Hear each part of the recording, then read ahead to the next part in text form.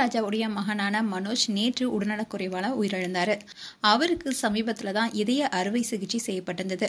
இதை தொடர்ந்து வீட்டுல ஓய்வுல இருந்த அவரு மரணமடைந்தாரு. அவருடைய உயிரிழப்பு ஒட்டுமொத்த தமிழ்நாட்டுக்கும் சோகத்தை ஏற்படுத்தியிருக்கு. அவருக்கு நந்தனா என்ற மனைவியும் ஆர்த்திகா, மதிவதனி என்ற மகள்களும் இருக்காங்க. இந்நிலையில்தான் மனோஜ் அண்ட் நந்தனாவுடைய திருமண வீடியோ இப்போ சோசியல் மீடியால வைரலாயிட்டு வருது. பாரதி ராஜா தமிழ் சினிமாவில் எத்தனையோ பேரை உருவாக்கியிருக்காரு.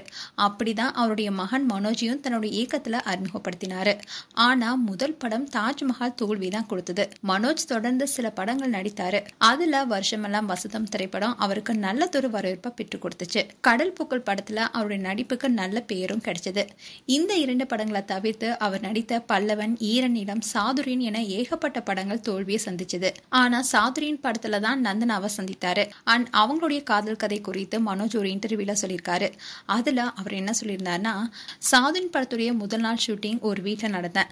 அப்போதான் நந்தனாவை நான் முதல்ல பார்த்த நொடியிலேயே அவங்க மேல எனக்கு காதல் வந்தது. நாங்க 2 பேரும் கட்ல அமர்ந்திருக்கும் மாதிரியும் நான் அவங்க மேல கை போடுற மாதிரியான சீனை எடுத்தாங்க. 2 பேருமே சேர்ந்து நடித்த முதல் காட்சி அதுதான். அவங்க மேல என்னால கையை போட முடியல. ஆனா அவங்க என்ன தொடுறதுனால எனக்கு ஒரு பிரச்சனையும் இல்லைன்னு சொல்லி என்னுடைய கையை அவங்க எடுத்து அவங்க தோள் மேல போட்டாங்க.